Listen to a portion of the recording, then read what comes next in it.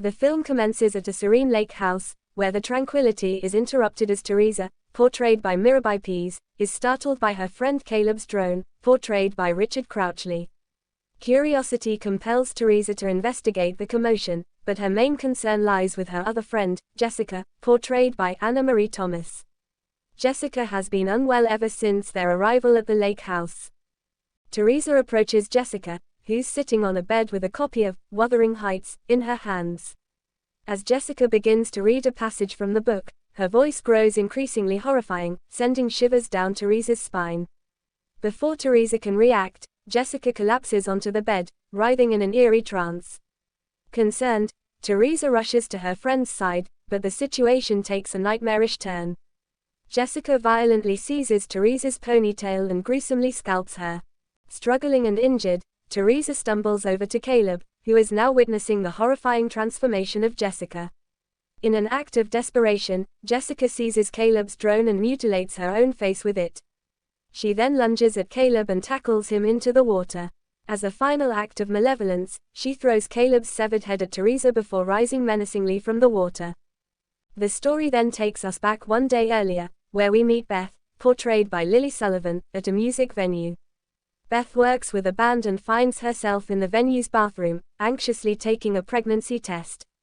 The test's outcome leaves her deeply perturbed, casting a shadow over her evening. Meanwhile, Beth's sister Ellie, portrayed by Alyssa Sutherland, leads a markedly different life. She works as a tattoo artist and is the mother of 3 children, aspiring DJ Danny, Morgan Davies, activist Bridget, Gabrielle Eccles, and the youngest, Cassie, Nell Fisher, who possesses an eerie fascination with the macabre. Bridget receives an unexpected visit from a neighbor, Jake, Billy Reynolds McCarthy, who harbors a crush on her. Jake, accompanied by his younger brother Scott, Ty Wano, extends an invitation to Bridget to watch Nightmare on Elm Street films, but she politely declines. Beth's arrival at Ellie's apartment marks a pivotal moment in the story.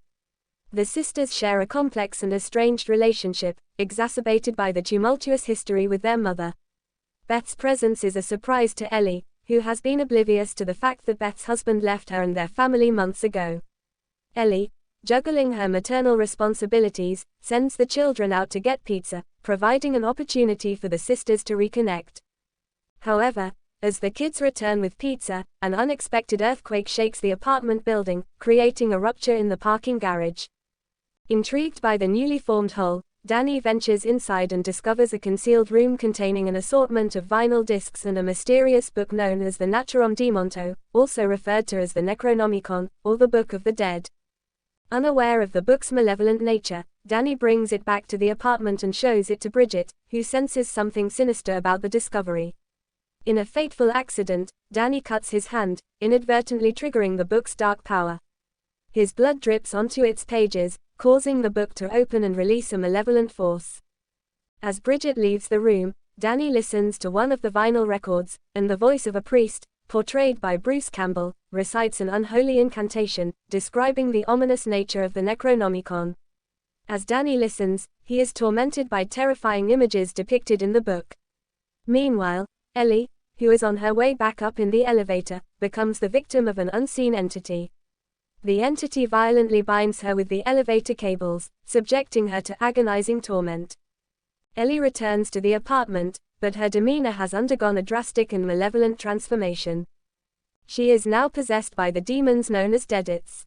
In a disturbing sequence, Ellie starts throwing eggs onto a frying pan, some of which are filled with blood. She speaks in a calm but chilling voice, describing horrific acts of violence, including cutting her children open and inhabiting their bodies. She begins to crawl menacingly toward her children, but just as terror takes hold, the real Ellie momentarily resurfaces, imploring Beth not to let the demons take her children. In a harrowing moment, Ellie collapses, appearing lifeless. Beth seeks assistance from Ellie's neighbors, Gabriel, Jade and Daniels, and Mr. Fonda, Mark Mitchinson, as they attempt to put Ellie to rest. Beth reflects on her strained relationship with her sister, expressing regrets over the past. Suddenly, Ellie reawakens, but she is engulfed in an intense fever. Beth and Danny make a desperate attempt to cool her down by placing her in a bathtub filled with cold water. Ellie's brief moment of clarity is shattered when she climbs to the ceiling and unleashes a deafening, otherworldly shriek.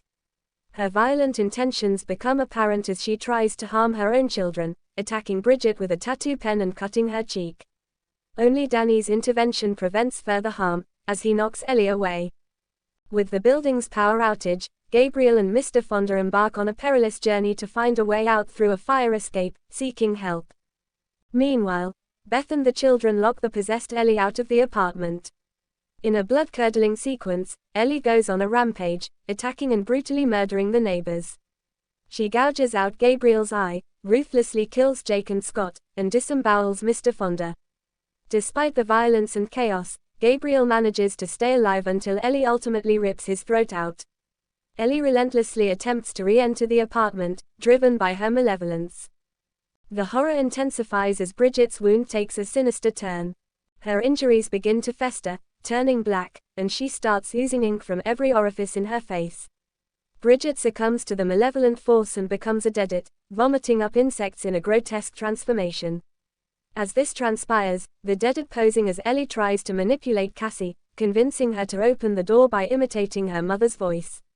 Amidst the chaos, Beth and Danny desperately struggle to keep the possessed Ellie at bay. Beth discovers Bridget, now fully transformed into a deadite, crouched on the kitchen counter, chewing on a wine glass. A violent confrontation ensues, and Bridget attacks Beth, using a cheese grater to inflict wounds. She then goes after her siblings, posing a grave threat to their survival. Bridget's menacing advance culminates in a frenzied charge toward Cassie. In a surprising act of bravery, Cassie employs a pointed end of one of her makeshift dolls to impale Bridget through the mouth, seemingly ending her menace. Danny takes immediate action to subdue Bridget by tying her up and placing her in bed, hoping to contain the threat. As the dire situation unfolds, Danny decides to confide in Beth about the Book of the Dead and the vinyl records. In doing so, he reveals the unsettling truths contained within the recordings and